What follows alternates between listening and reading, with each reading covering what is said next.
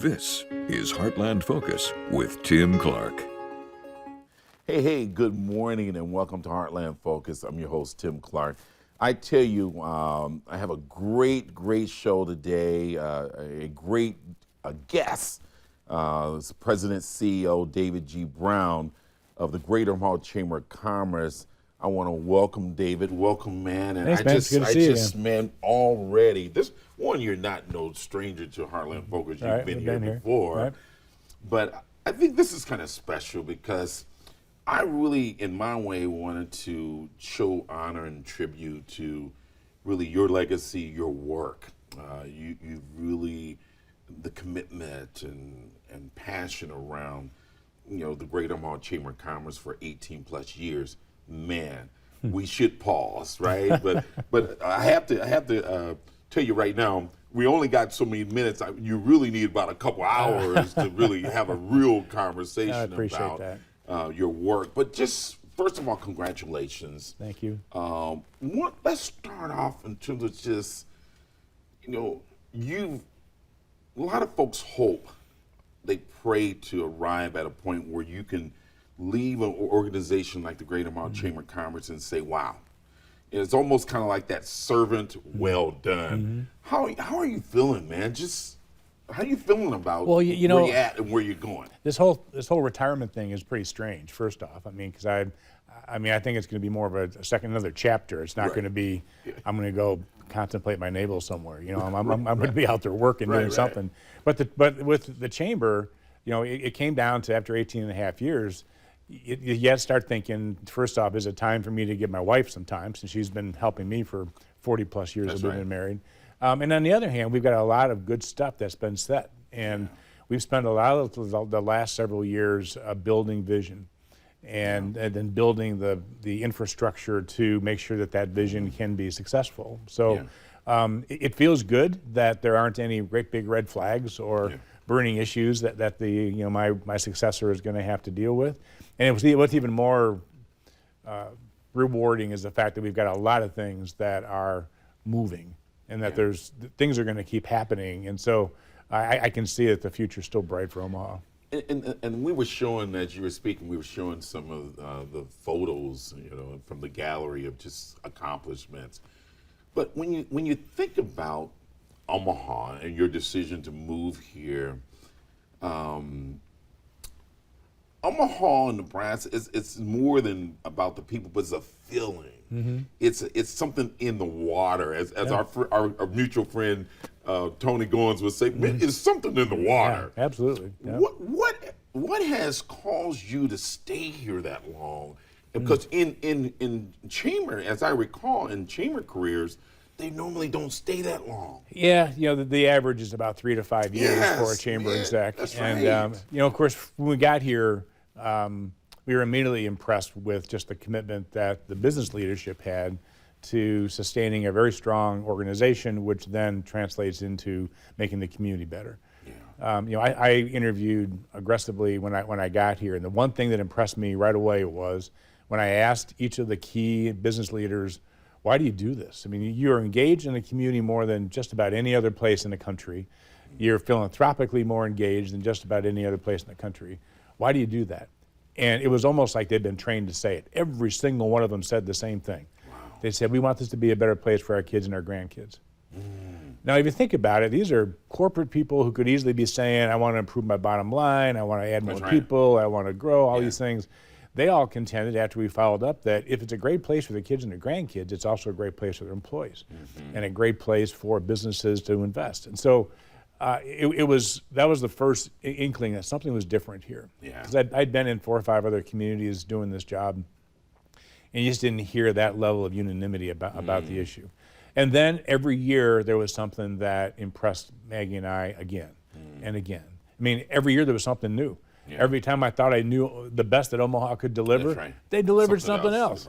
And the good news is the chamber is involved in a lot of those things. So, for someone like me who likes to community build, who likes to have success and make organizations successful, to know that there is something new coming down the pike all the time was just really intriguing. And before we knew it, we'd been here 5 years, and then it was 10.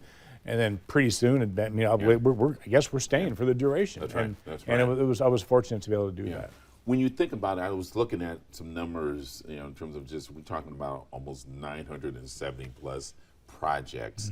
Of course, we don't have time to talk about it all, but if you would one or two or three of those projects that just sticks out, it's like, it's the wow factor, Well, as Ann, she would say the happy dance, Ann would say that. Ann Brannigan, who Tim and I both know really well. That's right. The most recent one, of course, is Mutual's headquarters. Was something that, I honestly, the tower is going to be something that I've never been involved with, building a tower like that before. So being involved in that most recent one is remarkable.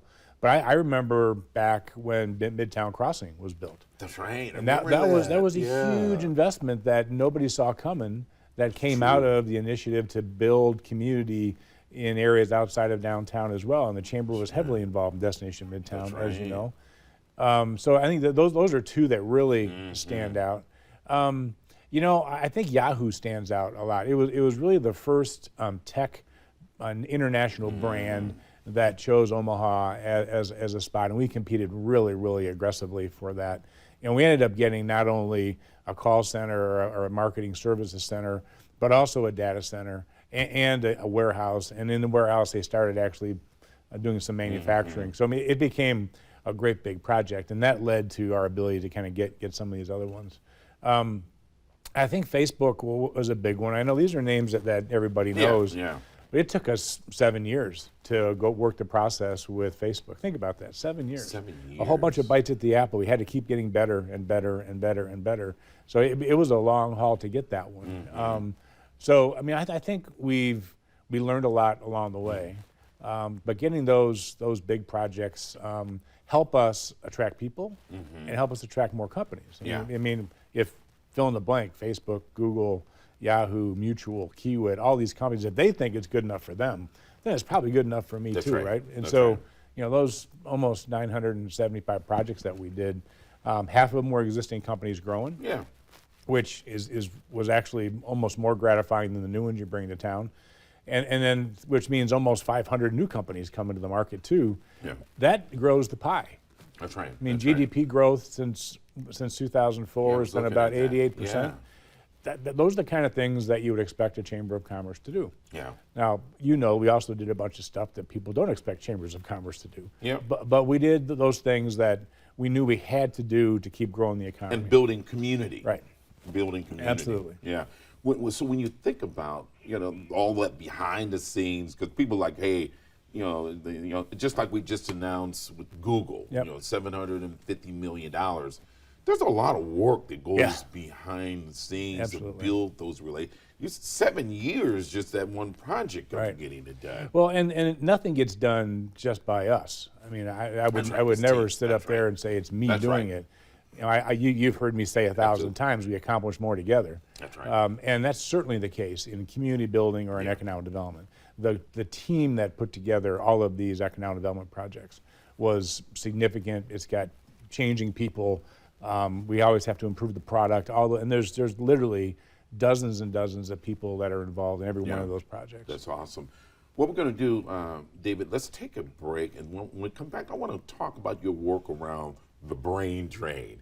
The Chamber was very instrumental in looking at and listening to young people. How do we keep our best and brightest, and particularly young people in Nebraska and the Great Omaha? Let's talk about that a little bit. All right, that's cool. Hey, when we come back, our guest, we're going to talk about just his legacy, but more importantly, some of the significant accomplishments. And when we come back, we'll talk about this brain drain and strategies around keeping young people in the Heartland. Stay with me. I'll be right back. Hey, welcome back. Thanks for being here, David. My pleasure. Thank you. So, man, I want to just take advantage of all this time. Your work around young people. I believe the Chamber, along with other organizations, you answered the call when we were losing young people, and we were saying, hey, they're not motivated to stay in the Great Omaha area. Right. Talk about that work, because I think you guys did some things to help pull that in. It's a big part of what we do. Economic development anymore isn't economic development if you're not talking about talent. Lowest unemployment rate in the country, lowest unemployment rate in history around here. But long before this, you could see that this was going to be coming down the pike. In 2003, that's the year that I got here, the first month I was here, Linda Lovegren, who was then the chairman of the chamber, and I met with a group of young professionals, and they had asked if they could meet with us. And they said, look, we think that there's a bigger role the young professionals should be able to play in building this community, because it's going to be our community at some point or another. We're going to be the ones writing the checks and having our families and stuff here. So back in 2003, we started the Young Professionals Council. It has a board of about 12 or 13 people, but now that list is about 7,000 young professionals strong. And we went from having basically one young professionals group in the community, now there's well over 60. And they've spread all across the state. And why that's important is because, you know, young professionals are also the first to think there's just nothing going on. And what we find is, matter of fact, there's a couple of guys that wrote a poem about it, Are You Even Trying? That was written for young professionals. Because and it listed all the wacky things that happen around here, the good stuff and the wacky stuff. And it went down this whole poem, and at the end of every 5 or 6 lines, they would say, "Are you even trying? Have you gotten off the couch yet?" You know, those kind of things. Because they weren't from here, and they were convinced, even back in the 2005-06 range, that there was a lot going on here that people just weren't giving Omaha credit for. Since then, that group and many others have done a lot of work trying to figure out what it's going to take to keep that age cohort here. And you know, we did a young professional survey in 2015, so 12 years of working with this group, and the results were abysmal. They basically said, yeah, there's a whole bunch of stuff that we just think that Omaha needs. And it's not like later bar hours. That was one, but it was like way down on the list. It was about quality of life. It was about engagement. It was about inclusion. It was about diversity. It was about all these issues. It was about downtown and mass transit and things that, and when they say, we're going to do this, if you're really going to want to keep people here and attract people here, we got to change the product. So that led to us building the Omaha 2040 vision with the United Way and the Urban League of Nebraska. I remember that, yeah. And it came out with basically 3 specific initiatives. People, place, and prosperity were the key areas, but really it all gravitated around people. You know, if people have the kind of place they want to live, because now, even before COVID, but since after COVID, certainly, they choose where they want to live before they figure out where they want to work. True. So how do we get on that list? How do we even get considered? I mean, we weren't on the top 20 lists. We weren't on the top 10 lists when it came for people's choosing where to live first. Now, we've been on a lot of top 10 lists, as you know, for a lot of different things. Absolutely. But never on that list that you know that you would come to mind, just like Austin does, or Nashville does, or Indianapolis does, or wherever. So we've had to build strategy to say, what do we have to build as a community to make this the place that people want to be? So we've got to look at things like, are we an inclusive community or not? If we're not, what do we have to do to fix it? Do we have an ability for someone not to have to own a car? Not here, we don't. Not really. And so you saw the Connect Go strategy that is recommending a regional transit scenario, and including the streetcar. They came out with the mutual announcement. So we had to figure out a way to build place. And we're still working on that. That's something that's going to continue happening forever. If you haven't been downtown a long time and you want to see building place, just look at Gene Leahy Mall and the Riverfront Project, the former ConAgra campus, the Millwork Commons. I mean, there's a million things that have happened in this town that are continuing happening to make the place better. Just within the last 10 years, when you think about even from when you started, and I remember hearing you talk about what we need to do to build place in downtown Omaha as far as getting more people to live in the downtown area. Well, you know, happening. It is happening. And the urban core strategy we just announced a couple of weeks ago, you know, was 3 or 4 years in the making. And it's all about 30,000 more residents, 30,000 more jobs in 20 years between the river and the Med Center, basically, actually the Council Bluffs side of the river and the Med Center. I mean, those are big goals again. 30, 30, 20, that's another big one.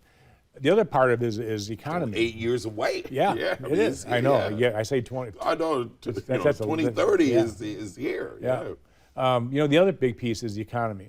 So if a young person wants to be here because they like the place, we also better have a career for them that they're interested in. And they need to know about that career. That's the one thing that we're really working hard on now, is trying to build some talent pipelines. that young people, even as early as middle school, start thinking about what it is that they might want to do, and we can show them then how to get into that career. Yeah.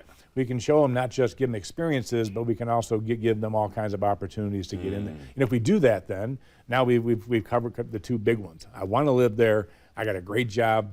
Now I can go actually make a decision to be there. Now we become competitive. Yeah, and that is awesome. So the areas of focus, I mean, you were talking about our unemployment rate is very low. And so now, people that move here or people that live here, they have to be very intentional about the skill they need to obtain so they can be competitive. Yep. What are some of those skills or industries that I think the Chamber has focused on and tried to really focus on the H3s? Yeah, so I think you got to remember we've got about 5 or 6 key industry clusters that exist in the state and in Omaha in particular. Financial services is a big one, and that relates to everything from actively being in banking or insurance to being in the tech space that surrounds that. So technology is a big deal for us as well, particularly around financial. Medical is a huge piece for us. I mean, not everyone knows about the nursing shortage, but I think it gets even more so when you get UNMC literally redesigning how health education can be taught and experienced in the world. That's something that we're building here, and it'll be an industry all by itself, using virtual reality to do health education. That's just incredible stuff. Yeah. Of course, construction's a big deal. I mean, we've got all the engineering and construction companies in the world here, and some people like to build things, and we need to give them the path to do that. I mentioned the insurance industry already under financial services, but that's a big piece all by itself. And I think we've got the ability to do a lot in the tech space, from data centers to computer work. It's a big deal. Yeah. And tech is everywhere. I mean, if you own an ice cream shop, you're in tech, because you got the technology to run those businesses these days is everything. And so everything from the person that likes to fix that personal computer to the person that's writing software. We need to have all of those skills. Yeah. And one that people don't think a lot about is military. I mean, it's a huge piece for us. And the fact that STRATCOM is here, the 55th Wing is here, 6 other missions call Omaha home at Offutt Air Force Base. It's a $2.5 billion economic impact every year. It's huge. And every year we go out after more and more of those missions, because we think that this is a place that can be, we can keep those folks here after they retire too. And it becomes mission critical when you, especially in light of when the world, Ukraine, what's happening with Russia. It's just, I tell you, it just reminds us really the sacrifice of our freedoms, and who protects that every day to our military and service folks. And when you think about how mission critical Offutt is, man. Yeah. Well, and think about how they've been using the business community as kind of advisors. That's right. They dive into our transportation network, which is another one of those big groups that we've got to be working on, or that we're focusing on. And the media or the military will call them and say, look, we've got this problem. Can you come in and help us think through this? So we're in a situation where business people in this community are helping these organizations think through how they can do war fighting and protecting our rights and our futures right in a real hands-on way. Yeah. Hey, man, we're coming to a close, but we're going to take a break. When we come back, do a little bit of forecasting. I know it ain't yours to complete, maybe in consulting capacity, but just kind of what do you think is next for Omaha? There's been we talked about a lot of great things, a lot of accomplishments. And we used to say in one of our commercials back in the day, Omaha's like an unfinished symphony, right? Yeah. Let's talk a little bit about what you're thinking and that crystal ball. Okay. Okay? That's great. When we come back, you guys, we're going to closing remarks from David Brown, current President and CEO of the Great Omaha Chamber of Commerce, in terms of just forecasting what's our way forward in his mind in terms of just what's next. All right? Stay with me. I'll be right back. Hey, welcome back. Hey, David, thank you for taking the time. Happy to do it. Again, congratulations to your work. And I think everyone's hope is that if you stop by somewhere, that you leave it better than you found it, right? Absolutely. And I feel that you feel that people around you feel that? I read some of the testimonials, and folks just that a boy, and so that's honorable. That's honorable. But as we look at just like anything, an unfinished symphony. I know there's some things that maybe you're not going to wake up every day and get done, but at least you can cast a little vision there. Sure. What do you think is next for the Greater Omaha area? Some of it's a little boring. Okay. I mean, we just got the largest income tax cut in the history of the state during this legislative session, which is another one of those drop the mic things. But frankly, it's not enough. I mean, all the states around us are doing more than we are, and so if we're going to attract people, keep people, have people retire here, attract businesses, keep businesses here, start up businesses here, we got to do more on being more and more competitive. So I think you're going to see discussion about a more comprehensive look at taxes. I know that's not something people like to hear, but it's better, but it could be better even yet. And I think we need to go there. The other is I think we've got to be really intentional about building quality places, so that we have choices for people. So that's why this urban core strategy is so important. Tall buildings, mass transit, being able to walk to the store, walk to events, create a true sort of competition for downtown Kansas City or Denver or Minneapolis, a place that people can choose to live here rather than there. I think we've got to really be thinking hard about what the airport's going to do for us. They just announced a $600 million final expansion there. It's going to be a world-class airport, and I think we got to realize that means more opportunities for us. And I think maybe the last big piece is that we've worked really hard, as you know, Tim, about marketing and branding. That's and we went from people saying, I think Omaha exists, to now people saying, I know they exist, and there's some good stuff going on there, but we still haven't caused people to stop and do something about it, either come and move here, come and invest here. So I think we need to make that brand to be just as commonplace as Nashville and Austin and those places everybody kind of holds out to us. So I think you're going to see a lot more stuff about marketing. You're going to see a lot more work about building community up and having diverse options for people. And then I think finally we've got to get really serious about the fact that we're going to be a much more diverse community over the next 15 years than we are today. By 2040, the population in this region will be predominantly non-white. Today it's 75% white. So if you think about the difference what that's going to make in our businesses, in our schools, in our churches, in our community, are we ready for that? We think that that's a competitive advantage for us. Not only to be ready for it, but to embrace it and to build towards it so that we're actually becoming that place that is inclusive for everybody. That will make a difference on workforce. It'll make a difference on quality of life. It'll make a difference on taxes because another 250,000 people in the state paying taxes wouldn't be a bad thing. Wow. Right? Yeah. Start thinking about that. So I think those are some things you're going to see coming down the pike that'll be a lot of fun. If indeed they do one really big thing, I think another major mission at Offutt Air Force Base would be significant. We've missed out on 2 or 3 big ones. It's time for us to land the Grand Addy. And I love your point in terms of just it's forced upon us. It's coming. Diversity, it's here.